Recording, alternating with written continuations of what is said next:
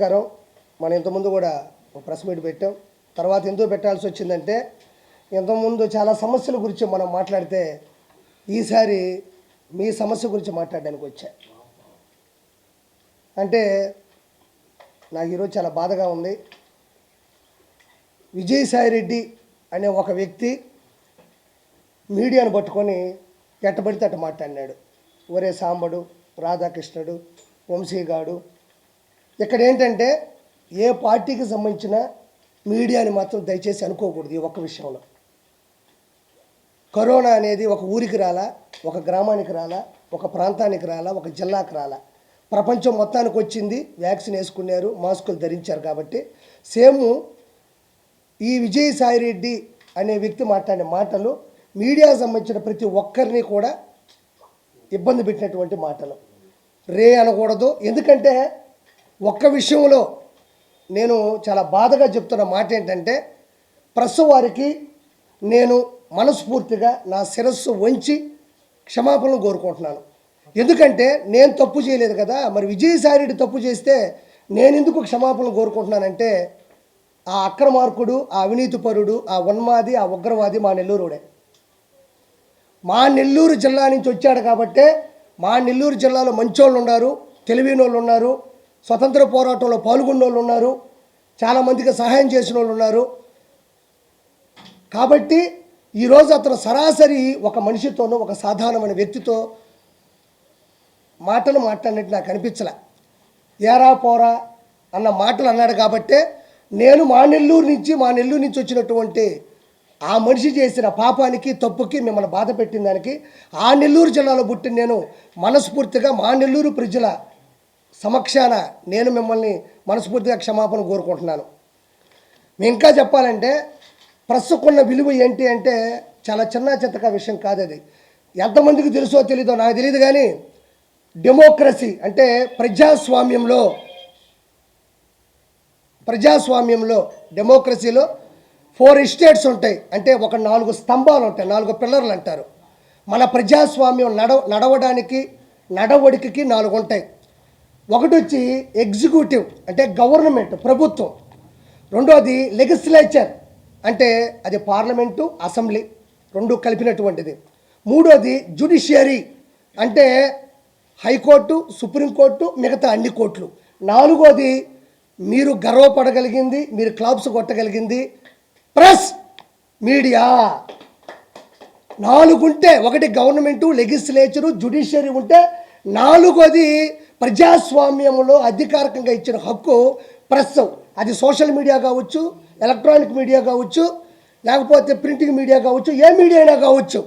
వాడు చిన్నోడైనా పెద్దోడైనా, చిన్న విషయమైనా పెద్ద విషయమైనా, అధికారంలో ఉన్నా అహంకారంలో ఉన్నా, వాడు ఎలాంటి వాడినైనా తప్పు చేస్తే ఉచ్చబెప్పించే కెపాసిటీ ఉన్న ఏదన్నా అధికారికంగా ఒకటి ఉంది అంటే అదే మీడియా.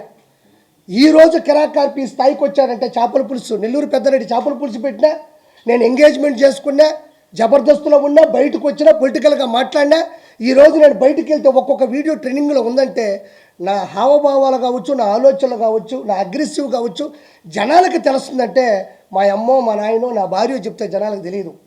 మీడియాని నమ్ముకున్నా, మీడియా నన్ను ఈరోజు నిలబెట్టి ఒక స్థాయిలో, ఒక స్థానంలో నిలబెట్టింది. కాబట్టి ఆ మీడియాకి నేను నా శిరస్సు ఉంచి మా నెల్లూరు ప్రజల తరపున ఒక వ్యక్తి చేసినటువంటి చెడ్డ పనికి మేము సిగ్గుతో తలదించుకుంటూ మీ అందరికీ శిరస్సు ఉంచి నేను నా యొక్క క్షమాపణలు కోరుకుంటున్నాను దయచేసి. ఎందుకంటే అతను కూడా నెల్లూరు జిల్లాలో తాళపూడి అనే గ్రామంలో వచ్చాడు.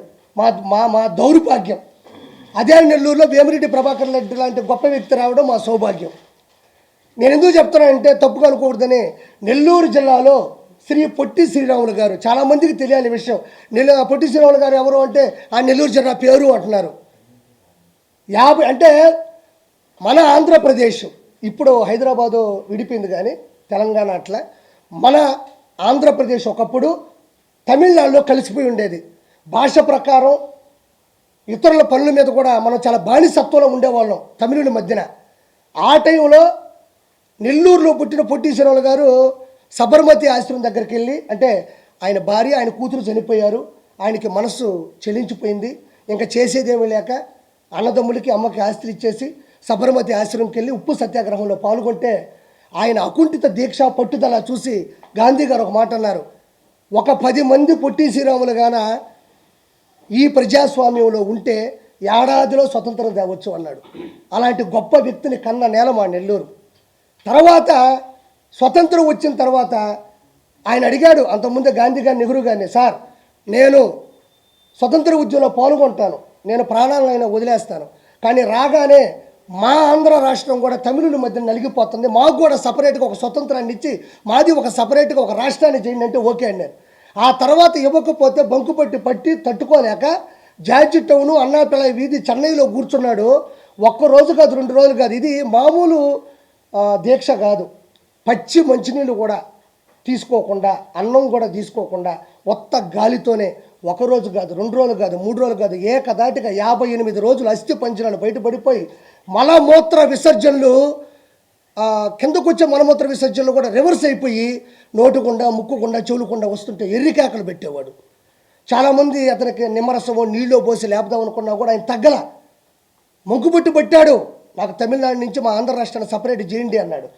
ఆఖరికి 58 రోజుల తర్వాత అస్థి పంజరాలతో కూడి ఎముకల మీద పురుగులు పారాడుతూ ఉన్నా కూడా చివరి శ్వాస వరకు పోరాడి చనిపోయిన తర్వాత మన ఆంధ్ర రాష్ట్రం సపరేట్గా ఒక రాష్ట్రంగా ఫామ్ అయింది. దానికి ముఖ్య కారకుడు శ్రీ పొట్టి శ్రీరాములు, నెల్లూరు జిల్లా శ్రీ పొట్టి శ్రీరాములు గారు. అదేవిధంగా ఇది ఇంతెందుకు చెప్పాల్సి వస్తుందంటే ప్రస్తుకున్న విలువ, మా ఊళ్ళో జరిగిన తప్పుడు ఉద్దేశాలు చెప్తున్నా.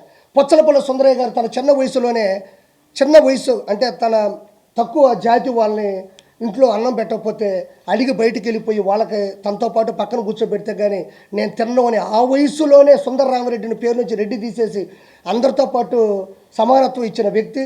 అదేవిధంగా ఆయన కమ్యూనిస్టు భావజాలను కలిగినవాడు, అందరూ సమానంగా ఉండాలి, సమానంగా బతకాలి, సమాంతరంగా న్యాయం ఉండాలనుకున్న ఒక వ్యక్తి. 3వ పాయింట్ ఏంటంటే ఆయనకు పెళ్ళైన తర్వాత ఆయనకు పిల్లలు పుడితే ఎక్కడ తన భావాజాలానికి, తన కమ్యూనిస్టు సంబంధించినటువంటి ఆలోచనలకి సరిగ్గా నడవడిక ఉండదు, వాళ్ళు ఏదైనా తప్పు చేస్తే మన స్వార్థం కోసం మన పద్ధతులు మార్చుకుంటామేమో అనుకొని ఆయన తన భార్యకి పెద్ద ఆపరేషన్ చేయించేశాడు. అంటే అంత గొప్ప వ్యక్తి సుందరయ్య గారు. మీకు తెలియని విషయమేం కాదు, ఇక్కడ కూడా ఉంటాయి స్టాచ్యూలు కూడా. పొచ్చలపల్లి సుందరయ్య గారు, ఆ తర్వాత దోపగంట రోషమ్మ గారు సంపూర్ణ మద్యపాన నిషేధం కోసం ఆ రోజుల్లోనే తన 2 పిల్లకాయలు సారాయి ముందు దాగి కొట్టుకుంటుంటే మా ఇంట్లోనే ఇట్టుంది పరిస్థితి, మిగతా ఆ ఇళ్లలో ఎలా ఉందని చెప్పి ఆడవాళ్ళందరినీ నడుము బిగించి హైదరాబాద్ తీసుకొచ్చి ఎన్టీ రామారావు గారి దగ్గర వాగ్దానం చేయించుకొని ఆ తర్వాత ఎన్టీ రామారావు గారు గెలవగానే మొదటి సంతకం పెట్టిందే సంపూర్ణ మద్యపాన నిషేధం దోపగుంట రోషమ్మ గారు. అంటే ఆడది గడప దాటమే కష్టం అనుకున్న రోజుల్లో చేసిన పని. ఆ తర్వాత వేమిరెడ్డి ప్రభాకర్ రెడ్డి గారు కొన్ని కోట్ల రూపాయలు ఖర్చు పెట్టి ఉచితంగా స్కూళ్ళు కానీ, వైద్య, విద్య, ఈరోజు 130 వాటర్ ప్లాంట్లు కుల మతాలకు అతీతంగా చేస్తూ ఉన్నాడు. ఈరోజు కోట్ల రూపాయలు ఖర్చు పెట్టాడు. ఈరోజు మీకు తెలియని విషయం ఏంటంటే ఈ అక్రమార్కుడు, ఈ దుర్మార్గుడు, ఈ అవినీతి పరుడు పోటీ చేసింది ఎవరి మీదో కాదు, అదే నెల్లూరులో ఉండే దేవుళ్ళ లాంటి మనిషి వేమిరెడ్డి ప్రభాకర్ రెడ్డి గారి మీద 2,60,000 ఓట్లతో ఒక ఎంపీగా ఆయన గెలవడం అంటే చిన్న చితక విషయం కాదు. ఆయన మీద ప్రేమ, ఇతని మీద ద్వేషం. ఆయన సతీమణి కూడా 54,000 ఓట్లతో కోవూరు ఎమ్మెల్యేగా కూడా గెలిచారు. అంటే మా నెల్లూరు అంత గొప్పోళ్ళు వచ్చారు, ఇంతవరకు చూడనటువంటి ఇలాంటి దౌర్భాగ్యుడు కూడా మాకు వచ్చాడు. మీ ప్రెస్ వాళ్ళని అనేది ఇలా మాట్లాడకూడదనేది నాకు చాలా బాధగా అనిపిస్తూ ఉన్నది. అందుకని నేనే కోరుకున్నా. ఇంకా అలాంటి వ్యక్తుల్ని ఆల్రెడీ ఆపేసే ప్రయత్నాలు కూడా వస్తున్నాయి. కాబట్టి ఇది విషయం. ఇంకా రెండోది ఏంటంటే నాకు 2 ప్రశ్నలకి సమాధానం కావాలా. వైఎస్ జగన్మోహన్ రెడ్డి ఇప్పుడు ప్రతిపక్ష నాయకుడిగా ఉన్నాడు. ఏంటంటే ఈ మధ్యన ఒక ఇష్యూ నడిచింది. శాంతి గారు అని ఒక ఆవిడ వచ్చారు, ఆయన హస్బెండ్ పేరు మదన్ మోహన్ గారు. తర్వాత మన విజయసాయి రెడ్డి, రంగంలోకి వెళ్తే సుభాష్ రెడ్డి, నలుగురి మధ్యన ఒక స్టోరీ నడుస్తూ ఉంది. నేనేమంటున్నా అంటే విజయసాయి రెడ్డి DNA టెస్ట్కి వెళ్తాడా లేదా, వైఎస్ జగన్మోహన్ రెడ్డి అసెంబ్లీకి వస్తాడా రాడా? నాకు 2 క్వశ్చన్లు జగన్మోహన్ రెడ్డి ప్రభుత్వాన్ని నేను హెచ్చరిస్తున్నా. DNA టెస్ట్కి విజయసాయి రెడ్డి వెళ్తాడా లేదా, జగన్మోహన్ రెడ్డి అసెంబ్లీకి వస్తాడా రాడా? ఇప్పుడు ఒక నిమిషం అండి, మా ఇంట్లోనో లేదా పక్కింట్లోనో ఇంకో పక్కింట్లోనో లేదా ఇంకొక చోట ఏదో ఆడవాళ్ళతో ఒక సమస్య జరిగింది, ఒక వ్యక్తి వచ్చాడు, ఇలా జరిగింది, విజయసాయి రెడ్డి అనే వ్యక్తి నా భార్య నాతో అనిందండి శాంతి గారు, ఏమనిందంటే ఆయనకి పిల్లలు లేరు కావాలి, ఏదో ఒక ఇష్యూ నడిచింది. నేను మళ్ళీ ప్రత్యేకించి చెప్పి ఆడవాళ్ళ విలువను కానీ ఆడవాళ్ళ గురించి తప్పుగా మాట్లాడడం చిత్రీకరించడం నాకు నచ్చట్లే. అది జనాలకు తెలుసు కాబట్టి నేను ఒక చిన్న ఇంప్లిమెంట్ చేసి చెప్పేశాను అంతే. ఇప్పుడు ఏమంటున్నారంటే జనాలు, ప్రజల చేత ప్రజల కొరకు ప్రజల యొక్క ఉన్నటువంటి ఈ రాజ్యాంగబద్ధంలో ఒక వ్యక్తి ఒక ఎంపీగా, మెంబర్ ఆఫ్ పార్లమెంటు, రాజ్యసభ సభ్యుడిగా ఢిల్లీలో ఉన్నాడు. ఎక్కడ? మన ఆంధ్రప్రదేశ్లో ఎన్నుకోబడినటువంటి ఒక రాజ్యసభ సభ్యుడు ఢిల్లీకి వెళ్ళినప్పుడు వాళ్ళు ప్రశ్నిస్తారు, మేము నీకు ఓట్లేసి గెలిపించాం కదా, నువ్వు మంచోడు అనుకున్నాం కదా, ఆ అమ్మాయి వచ్చి ఇప్పుడు ఒక అలిగేషన్ పెట్టింది, వాళ్ళ హస్బెండ్ వచ్చేసి ఆవిడ నాతో అనింది, కాబట్టి నువ్వు దీనికి సమాధానం చెప్తావో లేదని అడుగుతున్నారు. నేను కాదు అడిగేది, ప్రజలు అడుగుతారు. ఆంధ్రప్రదేశ్లో 175 నియోజకవర్గాలు ఉన్నాయి, 25 ఎంపీలు ఉన్నాయి, మీకు తెలియదేం కాదు. వాళ్ళందరూ కూడా ప్రజలు ఈరోజు నిలదీస్తున్నారు, నిందిస్తున్నారు. ఏమని? విజయ్ ఏమంటాడంటే దానికి ఒక చిన్న మాట చెప్తాడు. ఏం మాట చెప్తాడంటే, ఆ అమ్మాయే చెప్పింది, ఆయన వయసు ఎంత, నా వయసు ఎంత, నీ వయసు ఎంత, నా వయసు ఎంత అనేది డిఎన్ఏ టెస్టా? నేను ఎప్పుడు తప్పే చేయను, నా పేరు విజయసాయి రెడ్డి అని గట్టిగా అరిస్తే విజయసాయి అది డిఎన్ఏ టెస్ట్ అవుతుందా? వెంకటేశ్వర సన్నిధిలో వచ్చిన ప్రమాణం చేస్తా అంటాడు, ఇది డిఎన్ఏ టెస్ట్ అవుతుందా? మరి అలా అనుకుంటే ఈరోజు సివిల్ కేసులు ఉన్నాయి, క్రైమ్ కేసులు ఉన్నాయి, రకరకాల హత్యాకాండ కేసులు ఉన్నాయి, 302 సెక్షన్ ప్రకారం ఉన్నారు, జీవిత ఖైదు అనిపించే వాళ్ళు ఉన్నారు. వాళ్ళందరూ కూడా ఇదే మాట చెప్తారు, మా అమ్మ మీద ఒట్టేసి చెప్తున్నాను, మా నాయన మీద ఒట్టేసి చెప్తున్నాను, మా అమ్మని అడగండి నేను ఎంత మంచివాడినో, మా ఊరోళ్ళని అడగండి ఎంత మంచివాడినో. ఈ మాటలు అనేటివి ప్రజా పరిపాలనలో సరిపోతాయా? ఈ మాటలు గట్టిగా అరిచినంత మాత్రానో నేను ఎలాంటి వాడినో మీకు తెలియదు అనే మాటలు తాత్కాలికం, ఏదో సరదాగా విని ఊగుట్టు వదిలేసేటి తప్ప వీటికంటూ కొన్ని టెస్టులు ఉంటాయి. డిఎన్ఏ టెస్ట్ ఉంటుంది. ఆ డిఎన్ఏ టెస్ట్లో ఒక ఎంట్రీకి ఇచ్చేస్తే ఒక 10-15 నిమిషాలు ఒక రోజు చూసి ఆ జీన్స్ కరెక్ట్గా ఉందా లేదా ఏంది అనేది ఒకటి చెప్పేస్తారు. ఇవన్నీ ఎందుకు? తప్పే ఉంది. ఒక ప్రభుత్వం ముందుకెళ్ళేటప్పుడు 4 అలిగేషన్స్ వస్తాయి, నలుగురు మన మీద అరుస్తూ ఉంటారు. ప్రజాస్వామ్యంలో ప్రజల చేత ఎన్నుకోబడ్డ వాళ్ళం కాబట్టి, మనం ఢిల్లీ వరకు వెళ్ళినటువంటి రాజ్యసభ సభ్యుడు కాబట్టి, ప్రజలకి నమ్మించాల్సిన అవసరం మనకు ఉంది కాబట్టి, నోరు మూసుకొని మనం ఏం చేయాలంటే డిఎన్ఏ టెస్ట్కి అధికారికంగా ఏదో ప్రైవేటు బద్దీకరణ అవసరం లేదు, కోర్టు ద్వారానో లేకపోతే ఒక గవర్నమెంట్ అధికారంగా ఇచ్చే డిఎన్ఏ టెస్ట్గా ప్రజల సమక్షంలో లోపలికి వెళ్తావు వస్తావు, వాళ్ళు చెప్తారు. అన్నీ మీకు తెలియదా? ఈరోజు అసెంబ్లీలోకి వెళ్తే గెలిచిన ప్రతి శాసనసభ్యుడు ప్రమాణ స్వీకారం చేస్తాడు, ఇది చట్టబద్ధం. క్యాబినెట్ మినిస్టర్లు చేస్తారు చట్టబద్ధం, సీఎం చేస్తాడు చట్టబద్ధం, డిప్యూటీ సీఎం, అలానే ప్రతిదానికి ఒక చట్టం ఉంటుంది. కాబట్టి ఇవన్నీ వేస్ట్ మాటలు. అతను ఒకటే అంటున్నాడు, ఏమంటున్నాడంటే, సార్ నాకు డైవర్స్ ఇవ్వలేదు, నాకు ఇచ్చిన డైవర్స్ కరెక్ట్ కాదు, నాకు డైవర్స్ ఇవ్వలేదు, నాకు డైవర్స్ ఇచ్చేసని చెప్పి పేపర్లో నకిలీ చూపిస్తుంది. 2021-22లో పుట్టినరోజు జరిగినప్పుడు కూడా కేకు మీద మా ఇద్దరు పేర్లు రాసున్నారు. అంటే నేను విడిపోయినప్పుడు, నేను బయటకు వచ్చేసినప్పుడు నా మీద ప్రేమ ఎక్కడి నుంచి వస్తుంది అని మాస్కులు వేసుకోకుండా కేక్ కట్ చేసేటప్పుడు కూడా ఒక వీడియో వచ్చింది. అంటే ఇవన్నీ కూడా ఎవరికైనా అర్థమైపోతుంది ఇది కరెక్ట్ అని. ఎందుకంటే ఒక భర్త వచ్చేసి 2 ఆడపిల్లకాయలను పెట్టుకొని భార్యని నిలదీసి బయట పెడితే పరువు పోదా? ఇప్పుడు 2 పిల్లకాయలు ఆడపిల్లలే కదా వయసుకు వస్తున్నారు. కాబట్టి ఖచ్చితంగా విజయసాయి రెడ్డి అనే వ్యక్తి 100% ఆల్రెడీ నిందితుడు. ఆల్రెడీ కొత్తగా నిందించాల్సిన అవసరం లేదు. ఆల్రెడీ విజయసాయి రెడ్డి అనే వ్యక్తి A2గా ఉన్నాడు, అక్యూజ్డ్ 2.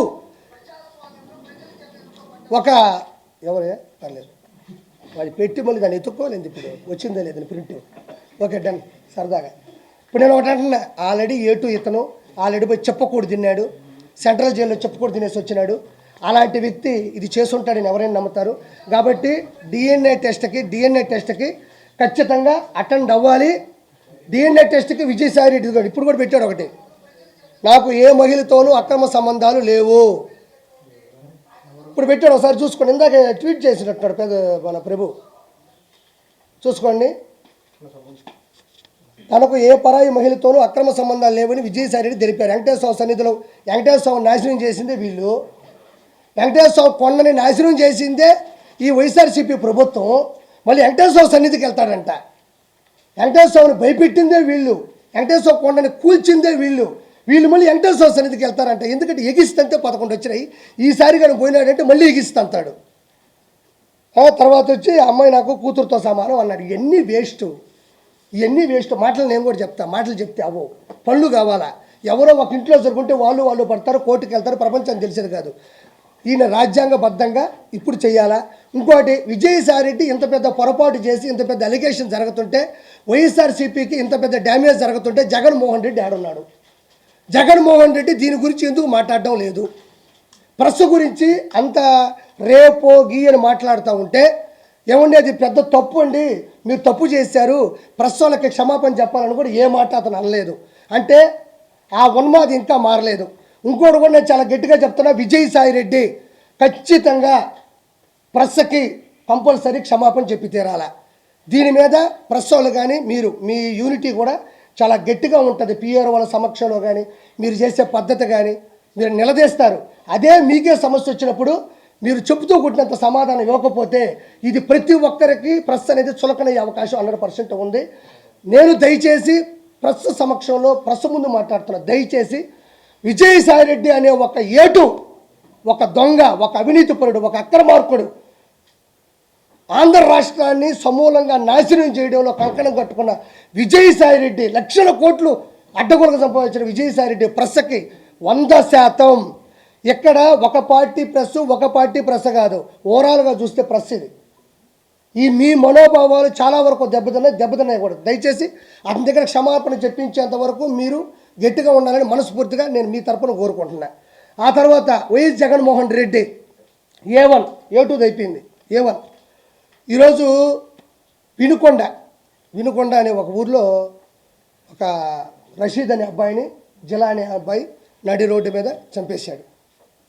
చంపేసిన తర్వాత వెంటనే మన గురువు గారు మంచి కాన్వాయ్ వేసుకొని జబర్దస్త్గా గబగబ వచ్చాడు. ఆడికి వెళ్ళాడు, లోపలికి వెళ్ళినాడు. జగన్మోహన్ రెడ్డి వచ్చాడు, దిగాడు, లోపలికి వెళ్ళాడు, బయటకు వచ్చి ప్రెస్ పెట్టాడు. ఏడవరకే మనం మాట్లాడదాం, కథ అంతా తేలిపోద్ది. జగన్మోహన్ రెడ్డి వచ్చేటప్పుడు ఆయన కాన్వాయ్లో ఉండే ఒక బండి బాగాలేదంట, కావాలనే దిగి ఇంకో బండి ఎక్కడం. అంటే నన్ను సరిగ్గా చూసుకోవడం లేదు, నన్ను పట్టించుకోవడం లేదు, నన్ను వీళ్ళు చంపేద్దాం ట్రై చేస్తున్నారు.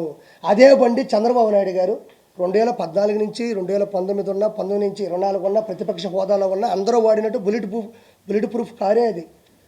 మనం గెలవాలా. ఇప్పుడు ప్రతిపక్ష హోదా కావాలన్నా 18 సీట్లు కావాలా. మనం అలాంటి కాన్వాయ్ కావాలన్నా మనం గెలవాలా.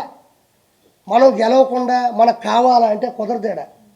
ఐఏఎస్ ఉంటుంది, ఐపీఎస్ ఉంటుంది, ఇక్కడ ఎమ్మెల్సీ ఉంటుంది, లేకపోతే మన ఎమ్మెల్యే ఉంటుంది, మెంబర్ ఆఫ్ లెజిస్లేటివ్ అసెంబ్లీ ఉంటుంది, లేదా మెంబర్ ఆఫ్ లెజిస్లేటివ్ కౌన్సిల్ ఉంటుంది. దాని తేడా ఉంటుంది.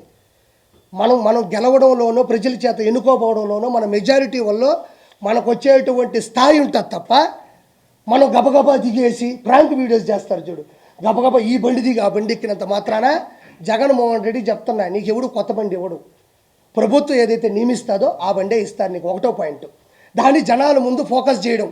నన్ను అంటే ప్రజలు ఒక చోట ఉంటే మనోడు ఉడికెత్తిపోతాడు. ప్రజలు ఒక చోట ఉన్నాడంటే ఉడికెత్తిపోతాడు ఆ ఉన్మాది. ఎట్ట ఉడికెత్తిపోతాడంటే వాళ్ళ ముందు చేయాలి. అంటే వాళ్ళ ముందు చేస్తే కదా, అమ్మో జగన్మోహన్ రెడ్డికి బండి తీసేసి ఆ బండి ఇచ్చారు, ఆ బండిలో చంపేస్తారేమో అందుకని ఇంకో బండి ఎక్కాడు అనేది అక్కడ చిత్రీకరించడానికి ట్రై చేశాడు.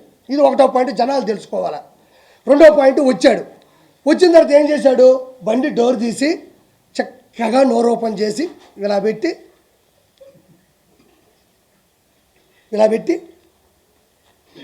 అన్నాడు. నిజంగా అన్నాడా లేదా? అన్నాడు, 100% అన్నాడు. ఒరే మనం ఏం మనుషులవి, మనం ఏడుండాము.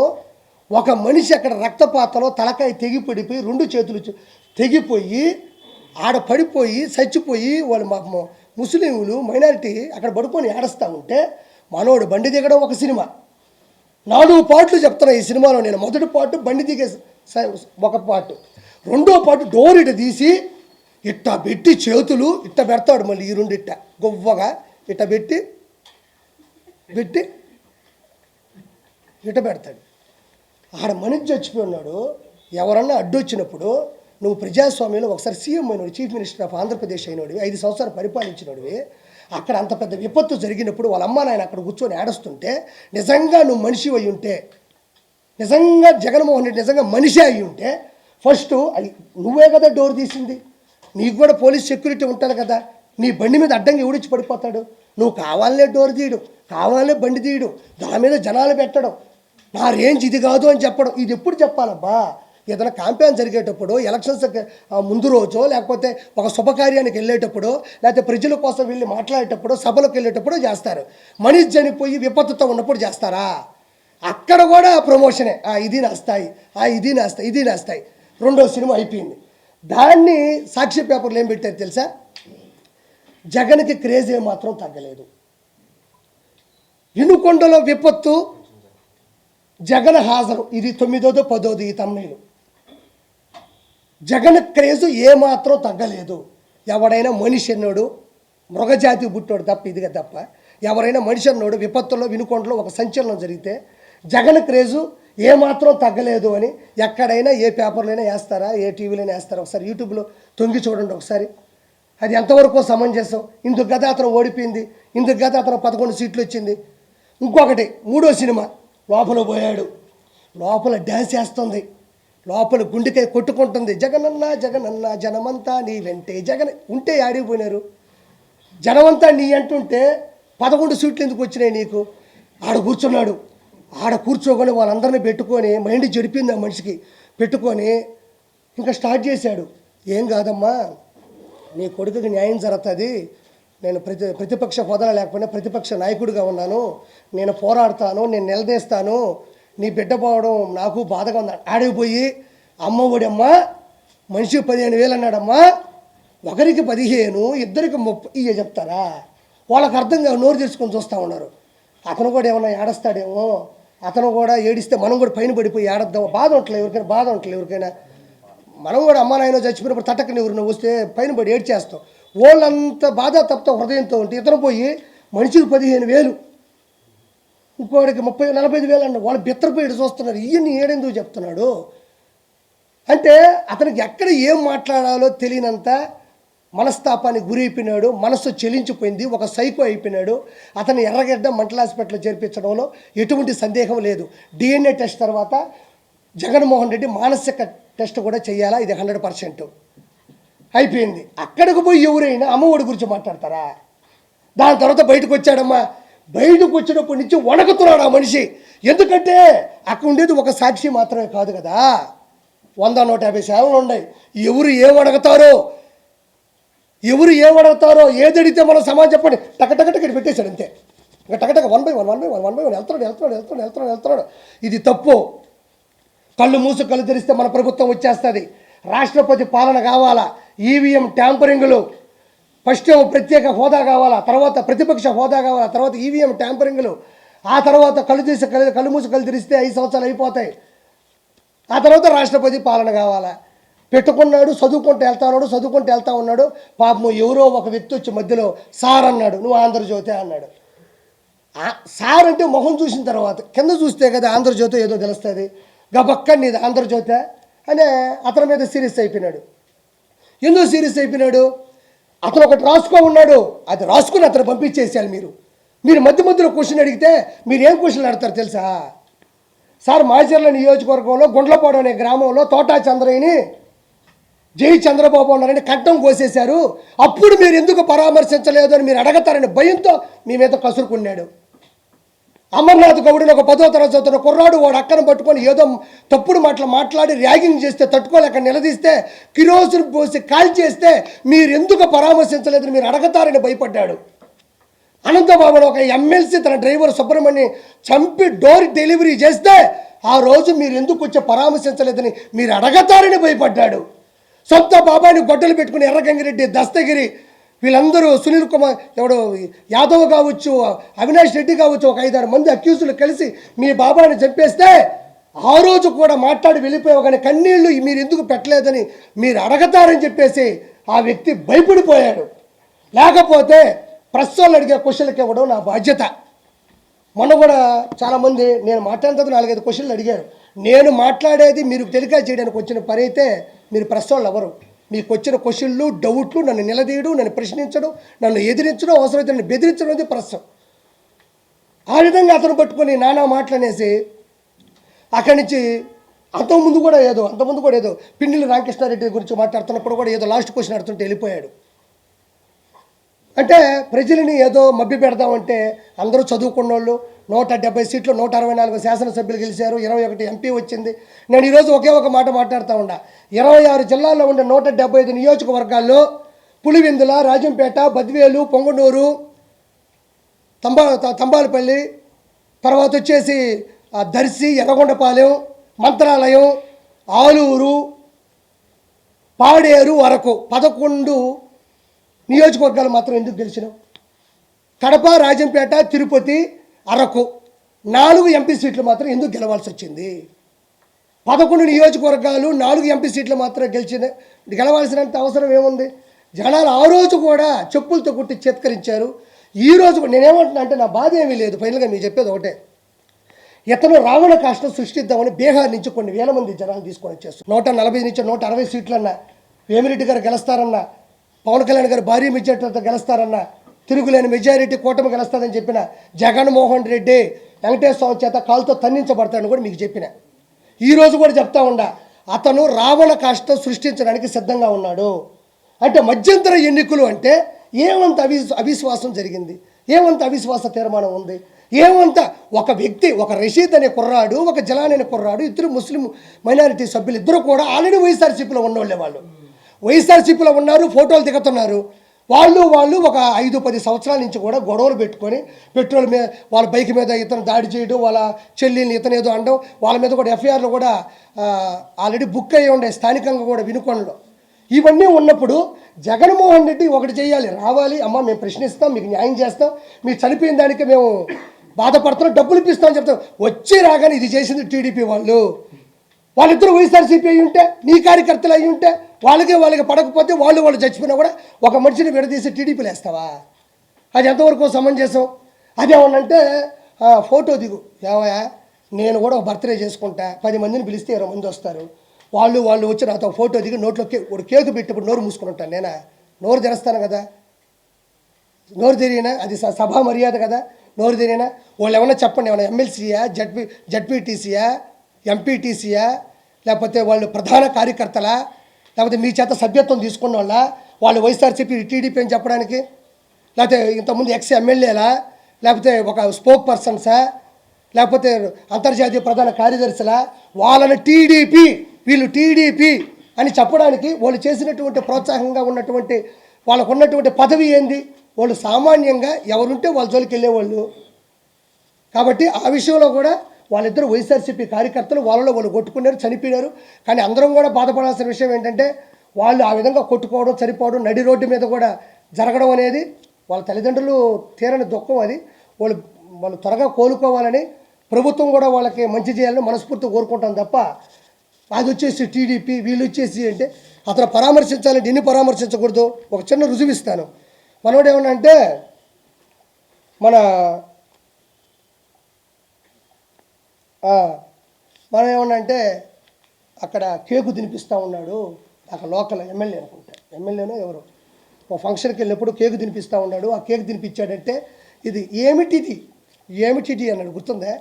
ఏమిటిది అన్నాడు అంటే కేకు తినిపిస్తున్నప్పుడు వాళ్ళ మనుషులే కదా అన్నాడు. ఈరోజు చూడండి, ఇతను వచ్చి సునీల్ కుమార్ యాదవ్, ఇది బాగా చూడండి ఒకసారి. ఈవిడ వచ్చి భారతీరెడ్డి గారు, జగన్మోహన్ రెడ్డి గారు సతీమణి. వచ్చిందా?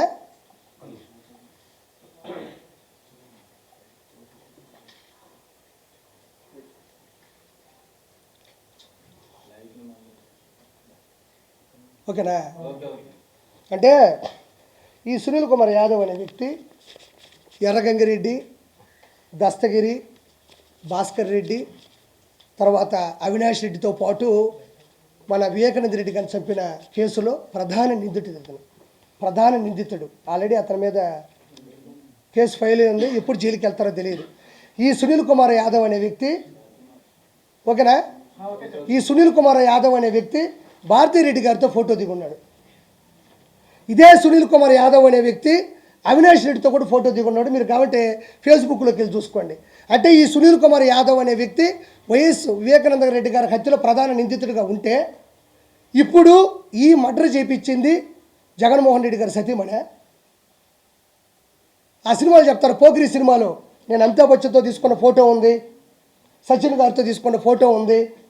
నాకు వాళ్ళకి ఏ సంబంధం ఉండదు, కానీ వాళ్ళకే నాకు ఈ సంబంధం లేదని తెలియడానికి 30 సంవత్సరాలు పడుతుంది.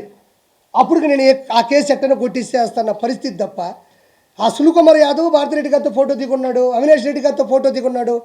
అంటే ఫోటోలు దిగితే అది ప్రథమ సాక్ష్యమా? ఫోటో అనేది ఏముందండి, ఒక ఒక ఒక పిక్చర్ అది. వాళ్ళందరూ కూర్చొని మందు తాగుతూ వాడిని వేసిరన్న ఏమన్నా వీడియో ఉందా, లేకపోతే ఏమన్నా ఆడియో ఉందా? లేదు కదా.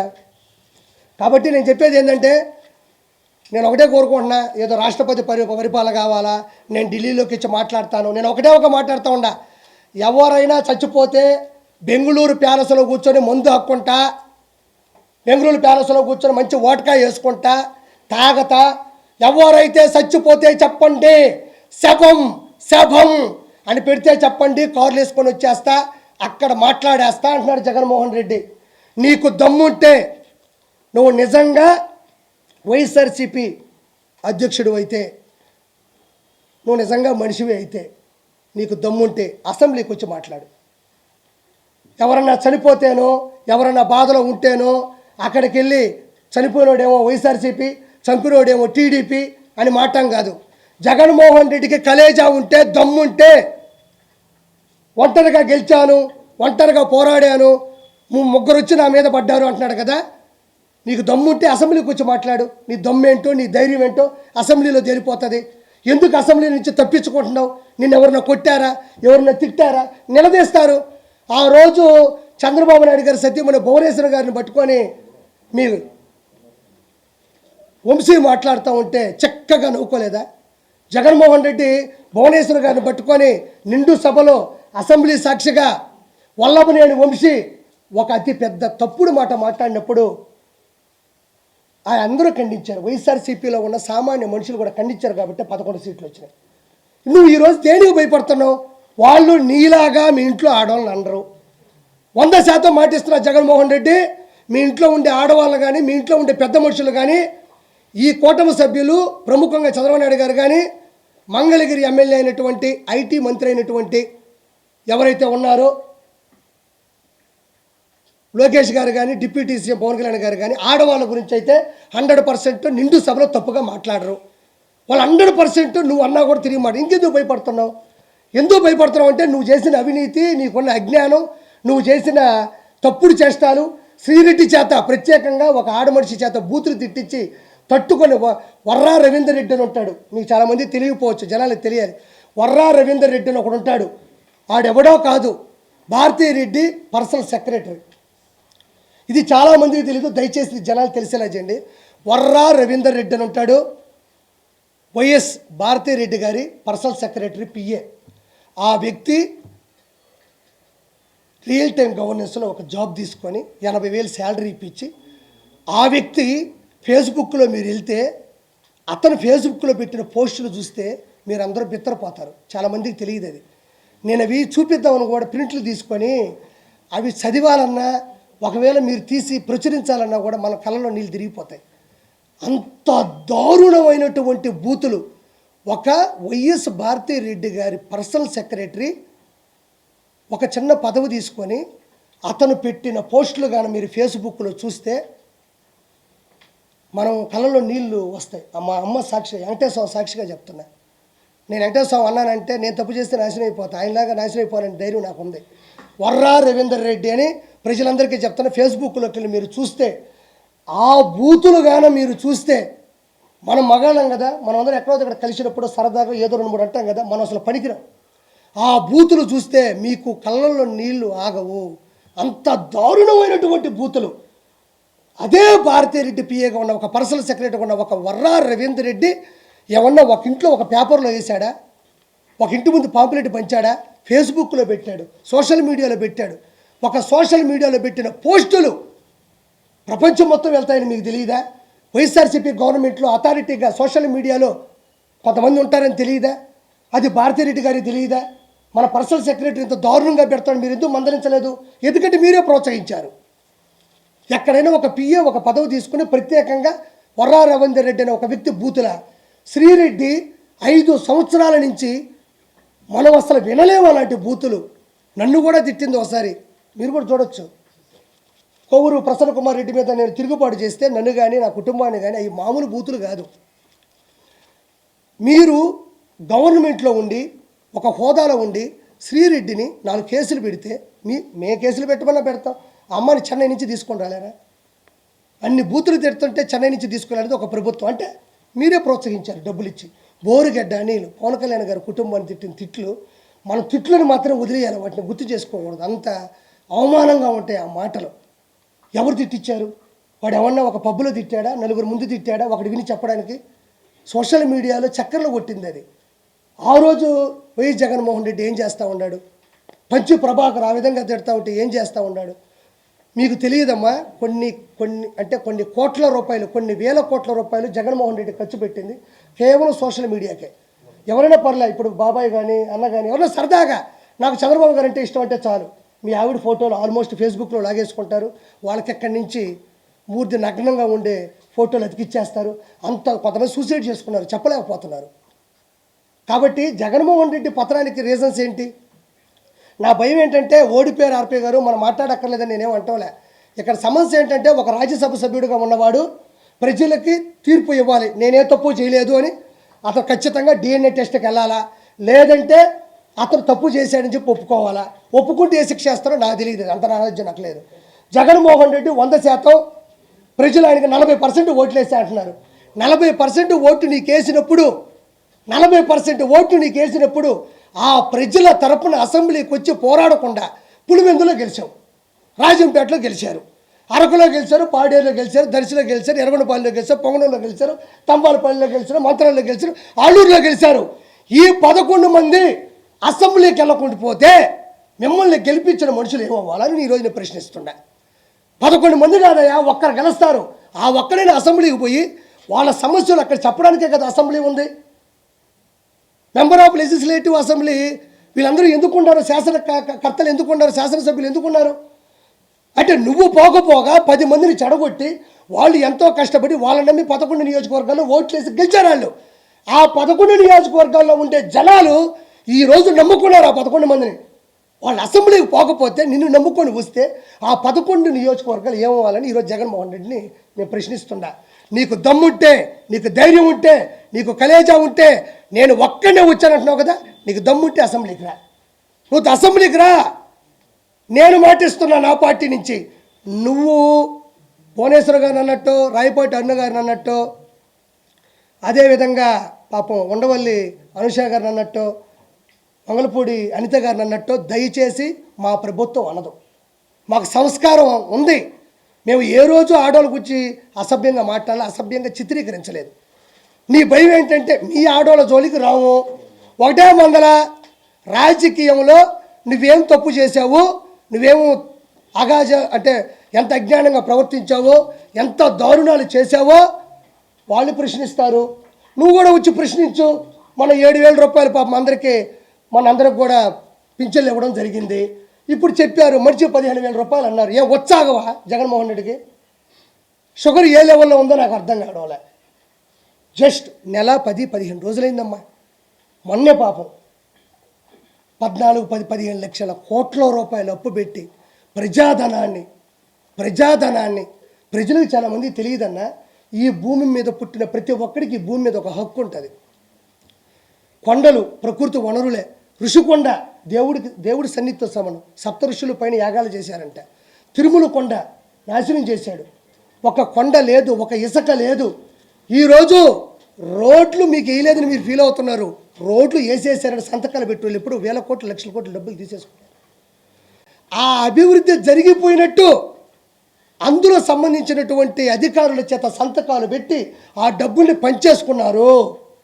కొన్ని లక్షల, ఒక్క విజయసాయి రెడ్డి దగ్గర 5 లక్షల కోట్ల రూపాయల డబ్బులు ఉంది. కాదు అంటే నేను తప్పు చేశానంటే నా మీద కేసు పెట్టమను. నేను మొన్న కూడా చెప్పా, రోజా దగ్గర 3,000 కోట్ల రూపాయలు ఉంది అని చెప్పాను. నేను ఉంది. ఎన్ని ఇసుక, ఎంత దౌర్జన్యాలు, ఎన్ని దందాలు, ఎన్ని రిజిస్ట్రేషన్లు, ఎన్ని కానుకలు. ఈరోజు 5 లక్షల కోట్ల రూపాయలు బ్లాక్ మనీ ఒక విజయసాయి రెడ్డి దగ్గర ఉంది. విజయసాయి రెడ్డి ఎవరండి? ఒక చార్టెడ్ అకౌంట్. అంతేనా? ఒక చార్టెడ్ అకౌంట్. ఎక్కడి నుంచి వచ్చింది ఈ పదవి? కేవలం ఇతని లెక్కలన్నీ అతని దగ్గర ఉన్నాయి, అతని లెక్కలన్నీ ఇతని దగ్గర ఉన్నాయి, అతని లెక్కలు ఇతను తేల్చేస్తాడంటే కుదరదు. కాబట్టి మనోడికి డైరెక్ట్గా ప్రత్యక్ష రాజకీయాలు గెలవలేడు. కాబట్టి ఏదో నామినేటెడ్ పోస్ట్ ఇవ్వాలి కాబట్టి మెంబర్ ఆఫ్ పార్లమెంటు, ఎగువ సభ, రాజ్యసభ ఇవ్వడం జరిగింది. అంటే నేను ఒకటే చెప్తున్నా, ఈరోజు పోలవరం అవ్వాలి అంటే 1,00,000 కోట్లు కావాలంటే ఈ 1,00,000 కోట్లు నేను చెప్పిన 10 మంది దగ్గరే ఉంది. ఒకడేమో అంటాడు నాకు పోలవరం అర్థం కాలేదు అంటాడు, పోలవరం జనాలకు అర్థం కాదంటాడు, ఎందుకు అని అడిగితే నాకు అర్థం కాలేదంటాడు. ఒరే నాయన, మేము జబర్దస్తులో ఈ జోకులు ఎన్నో వేసాం, మేము జబర్దస్తులో ఇలాంటి జోకులు కొన్ని కోట్లు వేసాం, 16 రేటింగ్ చూసాం. ఈరోజు ఈ స్థానం ఉందన్నా ఇంకోటి ఉందన్నా మాకు జబర్దస్తే, నేనే కాదనలేదే. నేను వాదించింది సంస్థ మీద, జబర్దస్త్ షో మీద కాదు. మేము ఇలాంటి జోకులు జబర్దస్తులు ఎన్నో వేసేసాం. ఒకడంటాడు ఐటీ పరిశ్రమలు తీసుకురాలేదంటే నేను ఫారిన్కి వెళ్తే నాకు చలి తగులుతుంది, నాకు పెదాలన్నీ పగిలిపోతాయని ఒకడంటాడు, అదొక జోకు. ఒకడేమో పోలవరం అనేది ఎవరికి అర్థం కాదు, ఎందుకంటే నాకు అర్థం కాదంట. అంటే ఏంది ఇది? ఒక జల వనరుల అభివృద్ధి శాఖ మంత్రి, ఒక ఇరిగేషన్ డిపార్ట్మెంట్ మినిస్ట్రీ ఇస్తే ఈ విధంగా మాట్లాడతారా? ఏముంది అక్కడ పోలవరం అర్థం కాకపోవడానికి? కృష్ణా నది గోదావరి అనుసంధానం కలపగలిగిందే పోలవరం అంటారు. ఏలూరు జిల్లాలో పోలవరం ఒకటి ఉంది. ఇది పూర్వం 1941వ సంవత్సరం వెంకటకృష్ణ అయ్యంగారు ఎవరు ఒక ఆయన వచ్చి, సార్ గోదావరి జలాలు అనవసరంగా నీళ్లు వెళ్ళి బంగాళాఖాతంలో కలిసిపోతుండాయి, ఇదొక్కటి దయచేసి కొంచెం టైం అయినా నాకు ఇస్తాను, నేను మనస్ఫూర్తిగా ప్రస్తుతం కోరుకుంటున్నాను. నేను ఈరోజు పోలవరం గురించి ఒక 4 మాటలు చెప్తాను. నాకు తెలిసింది, చాలామందికి ఇది తెలియదు. పోలవరం అంటే ఏమీ లేదండి, ఏమీ లేదన్న విషయం వైఎస్ఆర్సీపీకి కూడా తెలుసు, ఎందుకంటే డబ్బులన్నీ ఎత్తేసారు. ఏమి ఉన్నదాడా, ఏముంటుందా? పోలవరం అనేది ఏంటంటే కృష్ణా నది, గోదావరి నది, ఈ రెండింటినీ కలుపుతూ ఒక ప్రాజెక్ట్ చేయాలి, ఒక డ్యామ్ కట్టాలి, ఒక రిజర్వాయర్లు కట్టాలి. రిజర్వాయర్ తీసుకొని రిజర్వ్ నిల్వ ఉంచడం అంటారు. గోదావరి నది అనేది పైన ఉంటుంది, కృష్ణా నది కింద ఉంటుంది. గోదావరి నది దగ్గర లెక్కలేనన్ని నీళ్లు, కొన్ని లక్షల ఎకరాలు సాగు, అంటే ఒకటి కాదు పంట, 2 పంటలు ఇచ్చు, 3 పంటలు కూడా ఇచ్చు.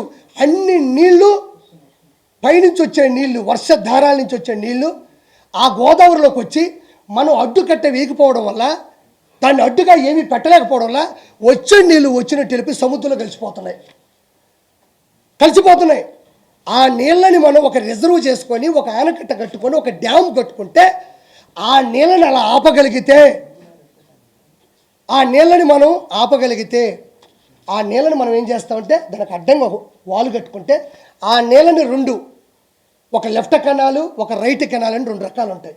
ఆ నీళ్ళను 2 వైపులకు మళ్ళిస్తే ఒక పక్క విశాఖపట్నం ఒక 3 లక్షల ఎకరాలకి సాగునీళ్ళు ఇవ్వచ్చు, తాగునీళ్ళు ఇవ్వచ్చు, కర్మాగారాలకి, పరిశ్రమలకు కూడా మనం నీళ్ళు ఇవ్వచ్చు. ఇటు నుంచి కృష్ణాకు పంపించవచ్చు, కృష్ణాకు కూడా కొన్ని లక్షల నీళ్ళని పంపించవచ్చు. అంటే నీళ్లు ఎక్కువగా ఉన్నటువంటి గోదావరి నుంచి నీళ్లు తక్కువగా ఉండే కృష్ణాలో పంపించి ఆ నీళ్ళని ప్రజలకి పంచడం. కాకపోతే ఇక్కడ సమస్య ఏమొచ్చిందంటే, ఇది చిన్న విషయమే కదా, చేయొచ్చు కదంటే ఏమీ లేదండి.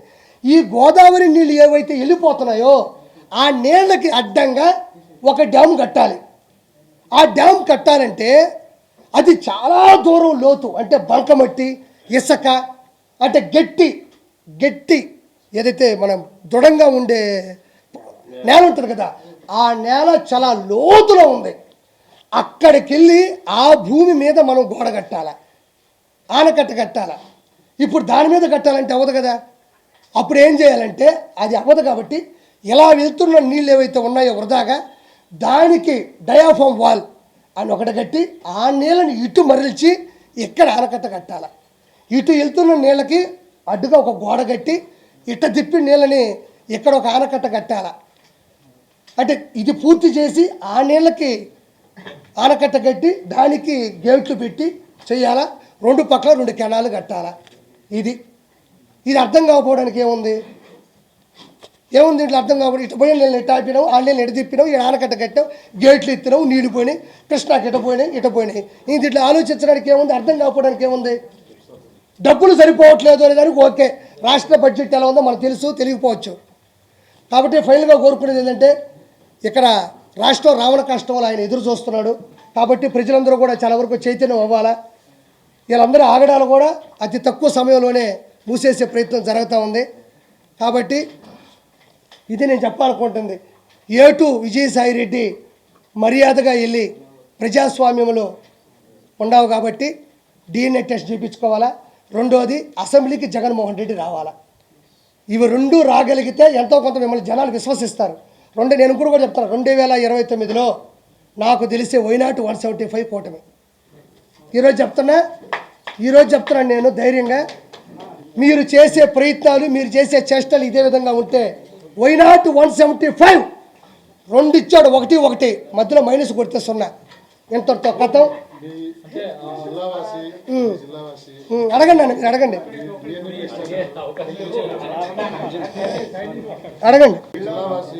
సార్ చూడండి, సైలెన్స్ సార్, సైలెన్స్ ఉండాలా. జిల్లావాసి అటు DNA టెస్టులకు కావచ్చు, మిగతా దేనికి ఒప్పుకోవట్లేదు, ప్రమాణం అయితే చేస్తారు. మీకు కూడా బాధ్యత జిల్లావాసి కాబట్టి పర్సనల్ గా కలిసి DNA టెస్ట్ మా ఇద్దరికి కదా ఉందనే పర్సనల్గా ఏం చెప్పలేదనా. ప్రజాస్వామ్యంలో ఉన్నాడు, అది పెద్ద ఇష్యూ అయింది, వైరల్ అయిపోయింది. 100% ఆయన ఏమంటున్నా అంటే, నేను ఇంతవరకు ఆవిడ దగ్గర నేను డైవర్స్ తీసుకోలేదండి. రేపు ఏదన్నా బిడ్డ పుడితే రేపు నాకు పుట్టాడని చెప్పేసి నా ఆస్తుల భాగానికి వస్తారు, నాకు భయంగా ఉంది. కాబట్టి తను ఎవరికి పుట్టారు చెప్పేస్తే నేను ఈ ఇష్యూ తీసుకుని డైవర్స్ తీసుకుని వెళ్ళిపోతానని చెప్తున్నాడు. నాకు ఆస్తులు అంతస్తులు ఏమొద్దు వద్దంటున్నాడు. ఇంకో మధ్యలో ఒక మాట చెప్పాలా. ఇప్పుడు 2,60,00,000 2,50,00,000 పెట్టి ఆవిడ ఒక విల్లా కొనుక్కునింది. 100% విలువ కొనుక్కుంది, ఆధారాలతో సహా పట్టుబడింది. ఆయనే చెప్తున్నాడు, నేను 1,60,00,000 పెట్టుకొని బ్యాగు పట్టుకొని వచ్చాను, నాకు ఇద్దరు కూతురు పుట్టారు కాబట్టి నాకు. ఆయన చెప్పేశాడు, ఒప్పుకునేశాడు. రేపు కేసు వస్తే ఆయన కూడా జైలుకి వెళ్తారో వేరే విషయం. 1,60,00,000 బ్లాక్ మనీ విజయసాయి రెడ్డి ఇస్తే మొగుడు తీసుకెళ్ళి ఇచ్చాడు. అందులో 60,00,000 సతీమణి సునంద గారు ఇచ్చారంట. ఆయన ఒప్పుకుంటున్నాడు. విజయసాయి రెడ్డి ఇంట్లో 60,00,000 రూపాయలు బ్లాక్ మనీ మదన్ మోహన్ గారికి ఇచ్చారంట. ఇదొక కేసు తేలాలా. ఇది ఇప్పుడు ఏంటంటే ఎవరికి పుట్టారు, ఏ పిల్ల పుట్టి ఈ కాదు ఇప్పుడు ముఖ్యం. ఇందులో తేలాల్సిన నిజాలు ఏంటంటే 1,60,00,000 రూపాయల బ్లాక్ మనీ విజయసాయి రెడ్డి ఎందుకు ఇచ్చాడు, ఎలా ఇచ్చాడు, ఎవరి ద్వారా ఇచ్చాడు ఒకటి కావాలి. 3 కోట్ల రూపాయల విల్లా ఎండోమెంట్ అసిస్టెంట్ కమిషనర్గా ఉన్నటువంటి శాంతి గారు ఎలా సంపాదించారో చెప్పాలి. ఇది చూసిన తర్వాత వెంటనే కేసు బుక్ చేసి ఈ శాంతి అనే ఒక వ్యక్తి, శాంతి గారు, మనం ఇంకా ప్రూవ్ లేదు కూడా మనం తప్పు మాట్లాడకూడదు, ఎన్ని ఎండోమెంటు భూముల మీద సంతకాలు పెట్టిందో, ఎన్ని కబ్జాలు చేశారు, ఎన్ని చేశారన్నది కూడా దీని ద్వారా బయటకు రావాలని కోరుకుంటున్నా. అది ఆయన వస్తాడో లేకపోతే చర్యలు తీసుకుంటారు.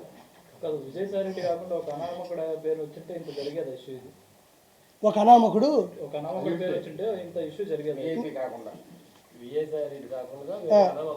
ఇప్పుడు ఒకటన్నా, ఇప్పుడు ఒక అనామకుడు అనుకో అంత ప్రెస్ ఉండదు. ఇప్పుడు కోర్టులో చాలా కేసులు ఉన్నాయి, ఫ్యామిలీ కేసులు ఉన్నాయి, సివిల్ ఉన్నాయి, క్రైమ్లు ఉన్నాయి, అన్నీ ఉన్నాయి. మీరు ఎవరిని తీసుకెళ్ళి మైకి పెడతారు? మీరు అంటే మీరే చెప్పండి. మీరు మైకి తీసుకెళ్ళి మీరు ఎంత ఆసక్తంగా ఉందా, ఎంత ఆనందంగానూ చూస్తారు అంతే. ఒక ప్రెస్ వచ్చిందంటే దేనికి వస్తుంది? అందులో విషయం ఉందనే దానికన్నా వివరణ ఇచ్చేవాడు ఎవడని ఉంటుంది అంతే. ఇంకోటి విచ్చలవిడిగా రోడ్డు మీద పడాలి, లేదంటే అది భావోద్వేగానికిలోని పెద్దదవ్వాలి. అది లేనప్పుడు నేను అదే అంటున్నా, ఇప్పుడు కెమెరా అనేది అన్ని చోట్ల పెట్టాలని మనకే ఉంటుంది. అది వెలుగులోకి ఎంతవరకు వచ్చింది? ఇప్పుడు ఉందనా, నాకు రేపు కేసు వస్తే నీకే ఫోన్ చేస్తా, వచ్చి ప్రెస్ మీట్ పెట్టి తప్పే ఉంది అందులో. అతను చూడు, ప్రజలు వేరు, ప్రజల చేత ఎన్నుకోబడ్డ వ్యక్తి వేరు. ప్రతి కాన్స్టిట్యున్సీలో, ప్రతి నియోజకవర్గంలో 2 లక్షల చిల్లర ఓట్లు ఉన్నాయి. అంటే 2 లక్షల మంది అతను ఎంచుకున్నట్టే. అపోజిషన్కి వేసినా, పొజిషన్కి వేసినా 2 లక్షల మందికి అతను బాధ్యుడే. అలాంటి ఒక రాజ్యసభ సభ్యుడు ఢిల్లీలో పార్లమెంట్లో ఎగువ సభలో కూర్చున్న ఒక వ్యక్తి ఎలాంటి అలిగేషన్ వచ్చినప్పుడు ఖచ్చితంగా అతను సమాధానం చెప్పి తీరాలి. ఎవడైనా చెప్పాలి. ఎవరి శక్తి కొలది, ఎవరు హొందా, కొంతమంది బయటపడరు, కొంతమంది బయటపడతారు. అతను రాజ్యసభ సభ్యుడు కాబట్టి అతను ప్రజల చేత పైన ఉన్నాడు కాబట్టి ఆ ప్రజలకు సమాధానం చెప్పి తీరాలి. ఇప్పుడు ఒక కుటుంబం చేత ఎన్నుకున్నాడైతే ఆ కుటుంబం పెద్దగా సమాధానం చెప్పాలి. వైఎస్ఆర్సీపీ అధికారంలో ఉన్నప్పుడు బూతుల ప్రవాహం ఏ విధంగా మనం చూసాం. అవును. సో ఈయన రాజ్యసభ సభ్యుడే ఉంది, మీడియా ప్రతినిధులపై కుటుంబం మీదే చేసిన వ్యాఖ్యలు కొంత దుమారాన్ని తెలిపాయి. సో ఒక బాధ్యతాయుతమైన పదవిలో ఉన్న విధంగా మాట్లాడతాను అన్నా. నేను చెప్తాను, నా చిన్నప్పుడు సినిమాల్లో చూసినా, బయట చూసినా ఒక 2 డైలాగులు వినేవాడిని. మనిషికి కావాల్సింది అధికారంలో ఉంటే ఏమైనా చేయొచ్చు, రెండోది డబ్బు ఉంటే ఏమైనా చేయొచ్చు. ఫస్ట్ది కోల్పోయినా, రెండోది వాళ్ళ దగ్గర లక్షల కోట్ల రూపాయలు వాళ్ళ దగ్గర ఉన్నాయి. డబ్బుతో కాంది ఏదీ లేదు అన్న రెండో సామెతను వాళ్ళు తీసుకున్నారు. ఏంటంటే ఈ 5 సంవత్సరాలు వాళ్ళు ఎలా బతికారంటే యమదొంగ సినిమాలో ప్రియమణి గారిని కాపాడడానికి జూనియర్ ఎన్టీఆర్ గారికి వచ్చినప్పుడు పందులు బలిసినట్టు చూడాలి. ఒక 5 మంది ఉంటారు, గుర్తుందా మీకు? పాప ప్రియమణి గారిని అల్లాడిస్తుంటారు 5 మంది, జయప్రకాష్ రెడ్డి గారు. అప్పుడు జూనియర్ ఎన్టీఆర్ గారికి వచ్చి బెల్ట్ తీసుకొని కొడుతుంటాడు. 5 మందిలో వీళ్ళు ఒకటే, ఆ పేరు నాని, కొడాల నాని కావచ్చు, మా అనిల్ కుమార్ యాదవ్ కావచ్చు, ఈ అంబటి రాంబాబు కావచ్చు, పందులు బలిసినట్టు బలిశారు. ఆంధ్రప్రదేశ్ డబ్బులు తిని పందులు బలిసినట్టు బలిసినారు. ఇప్పుడు జూనియర్ ఎన్టీఆర్ గారిలాగా ఇప్పుడు అసలు శిశులని మనిషి వచ్చాడు. వాళ్ళకి ఏం చేస్తున్నామో తెలియనటువంటి ఆలోచనలో ఇప్పుడు ఎవరో పాపం ఒక అతను అన్నాడు, రే ఏందిరా నీకు నాకు ఉన్నట్టే అంటున్నాడు, అదిరా అంటున్నాడు, ఇదిరా అంటున్నాడు. మగా నేను ఒకటే అంటున్నా, వాళ్ళు నిన్ను చాలా సభ్యతంగా చాలా మాట్లాడారు, చాలా మంచిగా క్వశ్చన్లు అడుగుతున్నారు. నీ ఆక్రోశం ఎవరి మీద ఎలగక్కాలి? వాళ్ళకి చెప్పాల్సిన సమాధానం చెప్పి నీలో నువ్వు మాట్లాడుకొని నువ్వు ఏం చేయాలో అది చేయాలి తప్ప నన్ను ప్రశ్నించకూడదు, నన్ను ఎవరూ ప్రశ్నించకూడదు. అదే విజయసాయిరెడ్డి ఇన్ని మైకులు పెట్టుకొని ఏ రోజైనా మాట్లాడినాడా? ఎప్పుడు చూసినా సాక్షి పెట్టుకోవడం, సాక్షిలో పొరపాటు మాడితే ఆయన ఎడిటింగ్ చేసుకోవడం, ఎంత బాగుందో ఆయన విజలు కొట్టుకొని అందులో ఎట్టేవాడు. అందులో కూడా మనం బాధపడాల్సింది ప్రెస్లో కొంతమంది కూడా అదేదో అంటే తెగనవేరు. యూనిటీ మీలో మిస్ అయితే మీరు కూడా అందరికీ చీప్ అవ్వడం అనేది చాలా చిన్న విషయమే, మనమే సంగడాగిపోతాం. ఈరోజు ఎట్టకేలకి శ్రీరెడ్డి మీద కేసు బుక్ చేశారు కర్నూలు. ఎన్ని చేయలేదా ఈసారి యాక్షన్ ఉంటుందా లేకపోతే అన్న? నెల 10 రోజులే. ఇల్లు వేయను, పేడ తెచ్చుకున్నాం, నీళ్ళలో కలిపినాం, కింద చల్లాలా, ముగ్గేయాలా. ఇంకోటి మనకు రాజధాని లేదు, ఇంకోటి డెవలప్మెంట్ అసలు లేదు. ఇప్పుడు దాన్ని లోపలికి వెళ్ళి లోతుగా చూడాలా, ఏది పోయిందో ఎత్తుక్కోవాలా, ఎంత అప్పు తెచ్చినాడో తెలియాలా, ఈ అప్పులు తీర్చడానికి నిందలేసుకోవాలా. ఇప్పుడు వెంటనే దుష్టుల్ని సంహారం జరగాల, ఒక పక్క ఇది చేయాలా, ఒక పక్క పరిశ్రమలు తేవాలా, ఇంకో పక్క ఈ పరిశ్రమలు చెడగొడదామని చెప్పేసి ఇలాంటివి దౌర్భాగ్యంగా చేస్తున్నాడు కావాలనే. పరిశ్రమలు వస్తే ఎక్కడెక్కడ ఎదుగుదల ఉండదేమో ఈ విధంగా నరుక్కుంటున్నారు. రేపు ఏదైనా సమ్మెలు జరిగిందంటే, మన కార్మిక పరిశ్రమ పడిపోయిందంటే, పరిశ్రమ అంటే 10 మంది పనిచేస్తారనా? ఒక పరిశ్రమ వస్తుంది, ఐటీ పరిశ్రమ. ఈ విధంగా నరుక్కుంటా సమ్మెలు చేసుకుంటా ఉంటే లక్షల కోట్లు పెట్టుబడి పెట్టి లక్షలు సంపాదించాలనుకున్న ఏ పరిశ్రమ మూతపడిందంటే ఆ పరువు పోద్దనుకుంటారు. ఇలా అసభ్యంగా ఇలా మైలేజ్ తగ్గిస్తూ ఉంటే ఏం జరుగుతుంది మీకు తెలియదు ఏముంది. కాబట్టి పరిశ్రమలు మీరు నమ్మరుగానే వాళ్ళు నిజంగా చాలా దృఢమైన సంకల్పంతో ఉన్నారు, తండ్రి కొడుకులు ఇద్దరు కూడా. వాస్తవంగా నాకు తెలిసింది చెప్తాను, నేను పార్టీ సభ్యుడిని కాదు. వాళ్ళు పరిశ్రమలు తెస్తున్నారు, మంచి పరిశ్రమలు. ఈ విధంగా ఈ పనులు చేయడం వల్ల కొంచెం వాళ్ళు ఇబ్బంది పడుతున్నారు. నేను అందుకే అంటున్నా, ప్రజలు ఉత్తేజితమయ్యి తల్లిదండ్రులకు ప్రతిరోజు మనం చెప్తానే ఉండాలి. అధికారంలోకి వచ్చి 30 రోజులు అవుతుంది, 30 మర్డర్లు జరిగాయి ఆంధ్రప్రదేశ్లో. ఇది లోకేష్ గారు రెడ్ బుక్లో ఉన్న స్క్రిప్ట్ ప్రకారం జరుగుతుందని చెప్పి వినిపిస్తున్నారు. రెడ్ బుక్ అంటే ఏందన్నా? ఎర్ర పుస్తకం అంటే ఏందన్నా? దానికి చెప్పలేదు సమాధానం. ఏదో పెద్ద ఈయన కాబట్టి సాధించాడు ఎర్ర పుస్తకం. రెడ్ బుక్ అంటే ఏంటంటేనమ్మా, రెడ్ బుక్ అంటే ఏంటంటే ఏముంటుంది, ఎవడైతే తప్పు చేశాడో లా ప్రకారం బయలా వాళ్ళని కేసులు పెట్టంటే ఏదో తోసి కాదు, ఏ తప్పు చేస్తారో ఆ తప్పుని వెలికి తీసి వాళ్ళకి శిక్షించడం. చట్ట ప్రకారం జరగట్లేదు. సోషల్ మీడియాలో ఇప్పటి వరకు మనం చూస్తుంది ఏంటంటే ప్రభుత్వం వచ్చి ఇంకా నెల 15 రోజులు అవ్వాలి, కానీ క్రైమ్ రేట్ ఎక్కువ పెరిగిపోయింది ఆంధ్రప్రదేశ్లో. గల్లీలో మరణాలు జరిగిపోతున్నాయి, కానీ ఇలాంటి ప్రాపకాండ ఎక్కువ జరుగుతుంది. ఇది ఎంతవరకు నిజం ఉందంటారు? నేను ఒకటి చెప్తున్నానండి, చనిపోయే ప్రతి వ్యక్తి వెనక జగన్మోహన్ రెడ్డి రాక్షసత్వం ఉంటుంది.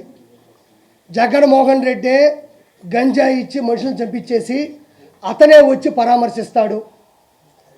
ఎప్పటి వరకు జరిగిన వినాలా, ఎక్కడ వరకు అడగ వినాలా, అది ఇటు వచ్చి అందరం కలిసి మాట్లాడదాం. ఒకటి చెప్తున్నా, నా మాట నమ్మండి, ఎప్పటి వరకు జరిగిన ప్రతి హత్యలో జగన్మోహన్ రెడ్డి రాక్షసత్వం ఉంది, జగన్మోహన్ రెడ్డి ప్లాన్ ఉంది. జగన్మోహన్ రెడ్డి కోసం ప్రాణాలు ఇవ్వడానికి సిద్ధంగా ఉన్నారో లేదో నాకు తెలియదు, కానీ వాళ్ళ ప్రాణాలని బలి తీయడానికి జగన్మోహన్ రెడ్డి సిద్ధంగా ఉన్నాడు. మనం 2 గ్లాసులు తాగితేనే పిల్లల దగ్గర చెప్తూ కొట్టించుకుంటాం, ఏం మాట్లాడో మనకే అర్థం కాదు. అలాంటిది గంజాయి తాగితే ఓడి ఏం ప్రవర్తిస్తాడో, ఓడి ఎలా ప్రదర్శిస్తాడో మనం 4 రోజులు ఉంటుందంట ఒక గంజాయి తాగితే, అంత వేసుకుంటే నోట్లో. అలాంటిది కత్తితో నరకుతున్నా కూడా బాధ భయం ఉండదు. ఆ రక్తం చూస్తే మన కళ్ళు తిరగవు. మనం ఏదో పబ్జీ ఆడినట్టో ఏదో ర్యాపిడ్ ఫైర్ ఆడినట్టే ఉంటుందంట. అది నాకు కూడా తెలియదు, నేనే ఇప్పుడు తాగలేదు. జాతీయ స్థాయిలో ఇది తీసుకొని పోవడానికి ఢిల్లీలో కూడా ధర్నా చేస్తున్నారు. ఎవరు?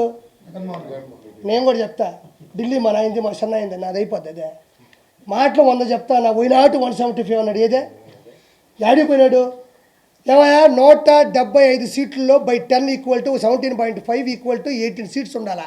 10% సీట్లు మనం గెలిస్తే ప్రతిపక్ష హోదా వస్తుంది. అది రాజ్యాంగంలో ఏ చంపినోడు అడిగినా చెప్తాడు.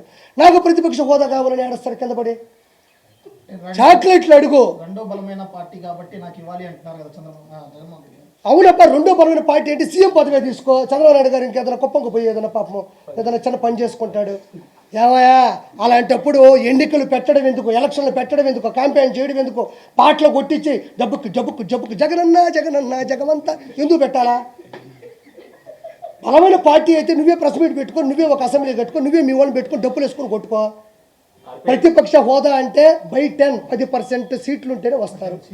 అతనికి వచ్చిన 11 సీట్లకి కనీసం తెలంగాణ అసెంబ్లీలకు కూడా ప్రతిపక్ష హోదా లేదు అతనికి. నిన్న కారులో వినకుండా జగన్ గారు వెళ్తున్నప్పుడు కారు దిగి అక్కడ ప్రజలందరికీ ఆయన సంబంధించిన అభివాదం తెలిపారు. దాన్ని మీరు వెకిలిగా ప్రతిసారి ఎట్లా ఎందుకంటారు? దీనికి సమాధానం ఎవరు వికిలిగా అన్నారు? అతను వికిలిగా చేశాడు కాబట్టి నేను వికిల్ అన్నా. అదే ఎప్పటి నుంచి ఇప్పుడు నీ పేరేంది? నా పేరు గోపి. నేను గోపి అనే పిలుస్తా. అతను వికిల్ చేశాడు కాబట్టి నేను వికిల్ చేస్తానే అంట. దానికి ఇంకో పేరు లేదు. స్టార్టింగ్ నుంచి అలానే చేస్తాను. నేనేమో అలానే చేస్తాను. వెకిలిగా చేస్తాను. ఒక మనిషి గురించి విమర్శించేటప్పుడు, ఒక మనిషి గురించి పరామర్శించేటప్పుడు ఒక మాట మాట్లాడుతున్నా. అదే చంద్రబాబు నాయుడు గారిని పట్టుకొని మాట్లాడలేదా? ఆయన శరీరం గురించి మాట్లాడలేదా? అప్పుడు ఏం చేస్తున్నావు నువ్వు? అప్పుడే ఎందుకు ప్రశ్నించలేదు? ఆ రోజు వైఎస్ జగన్మోహన్ రెడ్డిని కావచ్చు, వాళ్ళ పార్టీ కార్యకర్తలు కావచ్చు, భువనేశ్వర్ గారి గురించి ఆ రోజు మాట్లాడుతుంటే మీ నోరు ఏమైపోయింది? నేను ఈరోజు ఆయన చేసే విధానాన్ని చూపిస్తే రక్తం మరిగిపోతుంది. ఆ రోజు భువనేశ్వర్ గారిని పట్టుకొని నిండు సభలో ఒక ఆడ మనిషిని సంస్కారంగా మాట్లాడిన వ్యక్తులు ఆ రోజు వల్లభనేని వంశీ మాట్లాడిన మాటలు నా నోటుకుండా చెప్పాలా? ఆ రోజు ఎందుకు ప్రశ్నించలేదు? ఒక బాడీ ఇలా చేస్తాడంటేనే రక్తం మరిగిపోతున్నప్పుడు ఆడవాళ్ళ గురించి మాట్లాడుతున్నప్పుడు ఏం చేస్తున్నావు నువ్వు? ఆ రోజు జగన్మోహన్ ముందాగావా? ఆంధ్రప్రదేశ్కు ముందా పడుకున్నావా ఏంది? రాయపోటు అరుణ్ గారి గురించి వర్రా రవీంద్ర రెడ్డి పెట్టిన కామెంట్లు చూపిస్తా, వాడికి సమాధానం చెప్పు. రా, నా పక్కన కూర్చొని ఇద్దరం కూర్చున్నాం. శ్రీరెడ్డి పెట్టిన బూతులు నీకు నేను వినిపిస్తా. నువ్వు జస్ట్ నేను ఎలా అంటేనే నీ ఫీల్ అయిపోయినప్పుడు ఆడ మనిషిని అవయవాల గురించి, ఎస్పెషల్లీ రొమాన్స్ గురించి నేను ఇట్టంటే వచ్చిందా? రా, నేను చూపిస్తా. నువ్వు నేషనల్ మీడియాని తీసుకొస్తావు, నువ్వు నాతో ఎదురుగా కూర్చో, నేను మాట్లాడడానికి ఒక్కదానికి సమాధానం చెప్పు. నాకు చూద్దాం. బాడీ షేములు నీకు బొళ్ళు వినండి సార్, బొళ్ళు వచ్చింది, గంట గంట గంట గంట కూర్చోలేవు నువ్వు, ముసలి నా కొడక వినండి సార్. ఏం తప్పే జరిగింది తెలియాలి కదా ప్రజలకి. ఆయన అడిగాడు, నేను సమాధానం ఇవ్వాలిగా. నేను తప్పించుకుని వెళ్ళాల్సిన అవసరం ఏమన్నా మామూలు బూతులు ఈ రోజు కాదండి, రేపైనా అవే మాట్లాడతారు అసెంబ్లీలో వాళ్ళు. ఈ రోజుతో ఆగిపోతుంది. వెన్నుపోటు పొడిచాడు, గుండెపోటు, ఈ రోజుతో ఇవి ఆగవు. నన్ను అడిగాడు కాబట్టి నేను ప్రశ్నిస్తుండా. చంద్రబాబు నాయుడు గారిని వయసు తారతమ్యాలు లేకుండా ఎన్ని బూతులు మాట్లాడారో. పవన్ కళ్యాణ్ గారి గురించి 3 పెళ్ళిళ్ళు మాట్లాడుతుంటే ఏమైపోయింది? 3 పెళ్ళిళ్ళు సభ్య సమాజంలో ఆయనకు నచ్చల, విడాకులు తీసుకున్నాడు, బయలా లాయర్ని పెట్టుకున్నాడు. వాళ్ళు పడ్డారు, వాళ్ళు ఏదో పెళ్లి చేసుకున్నారు, పిల్లకాయలు కనుక్కున్నారు. ఏదో బుల్లెట్ తగులుతుంటే హీరోకి చివరిలో నొక్కుతుంటారు చూడు, అక్కడ నొక్కితేనే హీరో కింద పడుతుంటాడు. ఈరోజు ఏమైంది? ప్రెషర్ కుక్కర్ పేలింది. పవన్ కళ్యాణ్ గారికి 100% వచ్చింది.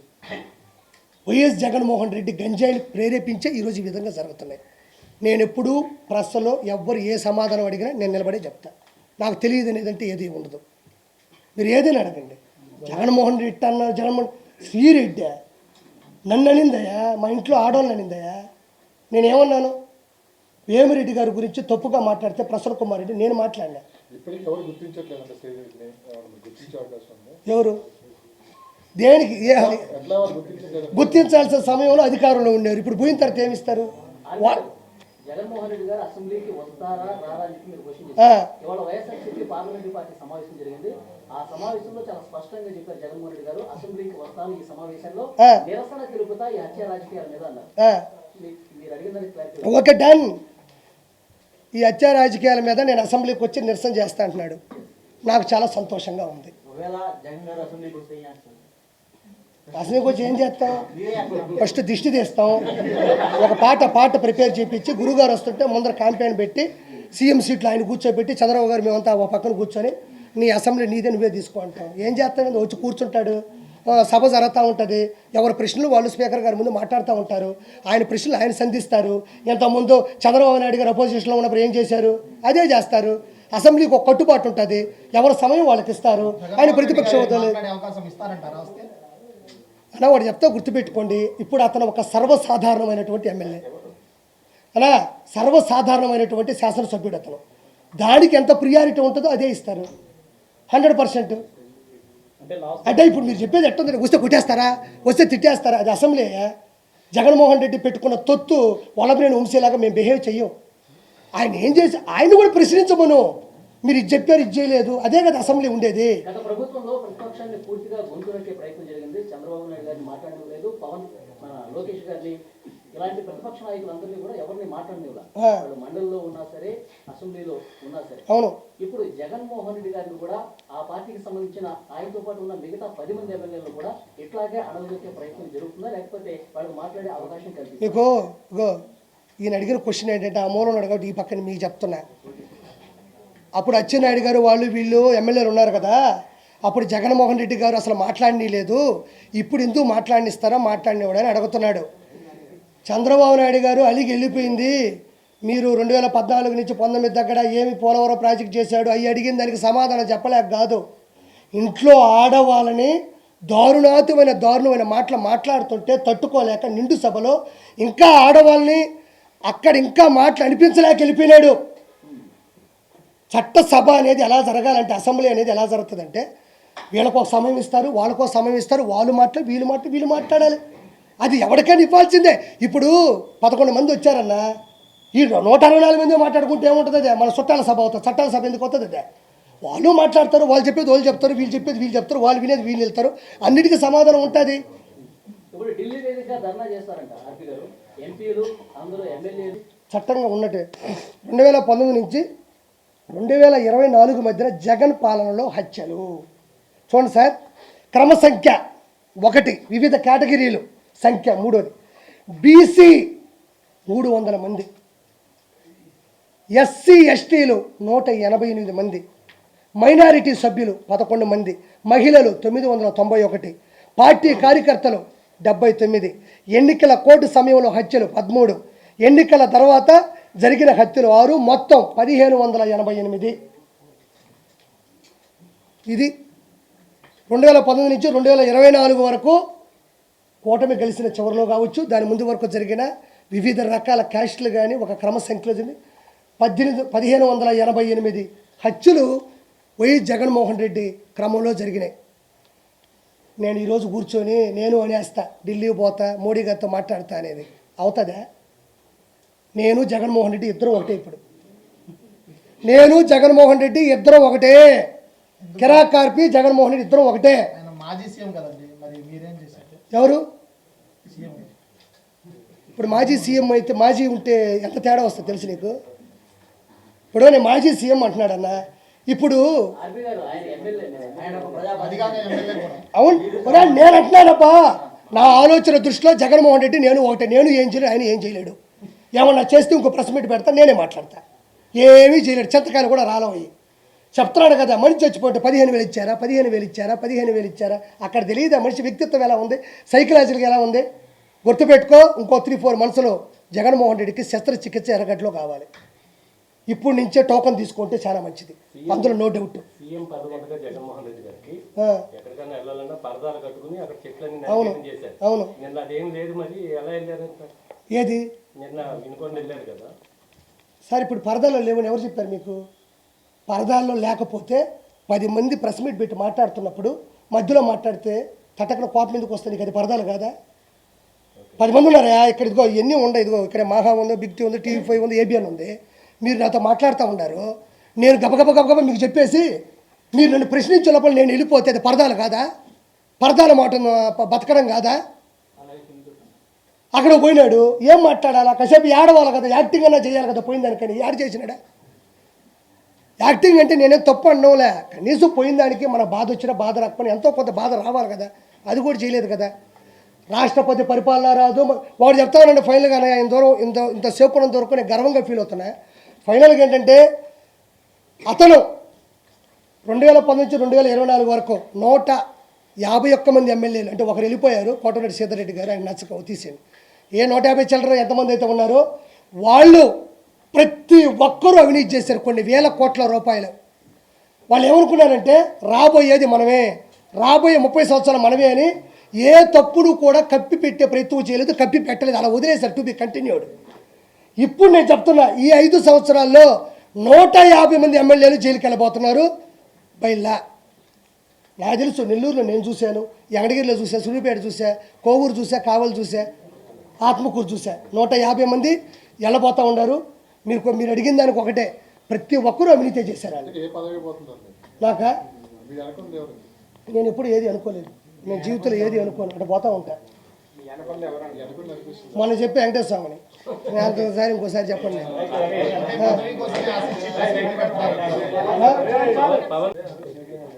సరే.